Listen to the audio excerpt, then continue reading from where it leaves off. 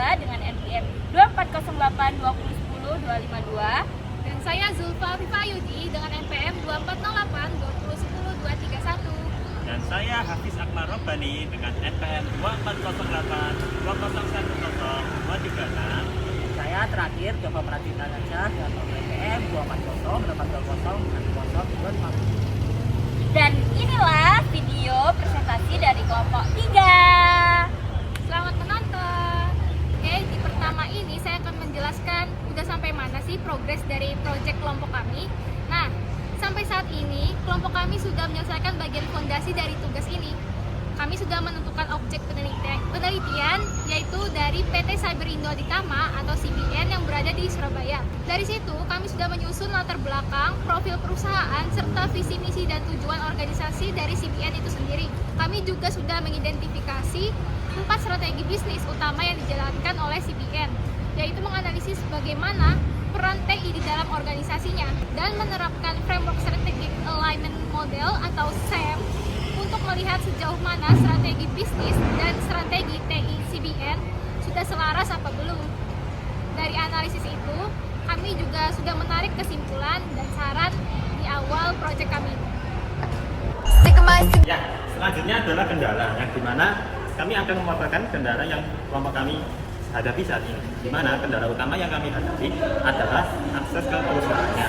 Di mana sampai saat ini kami belum berhasil mendapatkan konfirmasi jadwal wawancara dari pihak CBN Surabaya.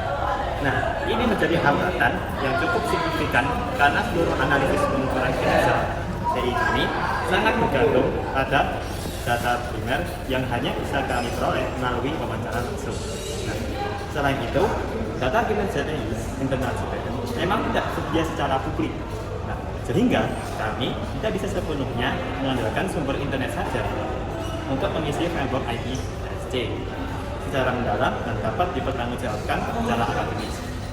Selanjutnya, kami juga belum mengetahui sejauh mana kesediaan pihak CBN untuk memberikan informasi teknis yang kami butuhkan. Mengingat beberapa data seperti metrik operasional dan anggaran TI biasanya bersifat internal dan sensitif bagi perusahaan. Nah, untuk sekarang nomor 3, solusi. Yang pertama ada solusi dari kendala akses. Kami akan memberi surat permohonan resmi untuk formalitas proses perusahaan CBN. Dan yang kedua, keterbatasan data internal. Jika data aktual tidak bisa diperoleh sepenuhnya, kami akan menggunakan pendekatan estimasi berbasis wawancara kualitatif.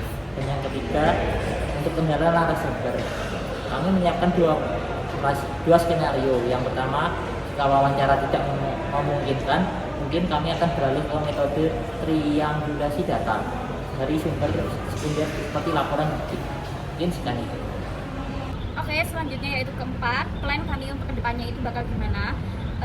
Jadi di bulan April ini langkah pertama yang akan segera kami lakukan adalah mengurus surat permohonan wawancara resmi ke CBN Surabaya dengan harapan itu bisa mendapatkan narasumber dari divisi IT atau manajerial perusahaan. Bersamaan dengan itu kami juga akan menyusun daftar pertanyaan wawancara yang sudah kami sesuaikan dengan keempat perspektif IT balance scorecard agar saat wawancara berlangsung itu data yang kami kumpulkan benar-benar relevan dan terstruktur. Kemudian di bulan Mei setelah wawancara terlaksana, kami akan segera mengolah data yang kami peroleh, memetakannya ke dalam framework IT BSC, menguasai scorecard dengan data aktual versus target dan melakukan analisis gap untuk melihat di mana kinerja TI CBN sudah baik dan di mana masih perlu ditingkatkan.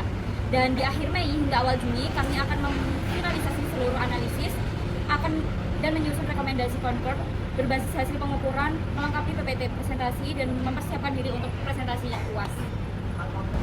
Nah, itu tadi video progres dari kelompok kami. Kurang lebihnya mohon maaf dan terima kasih. Wassalamualaikum warahmatullahi wabarakatuh.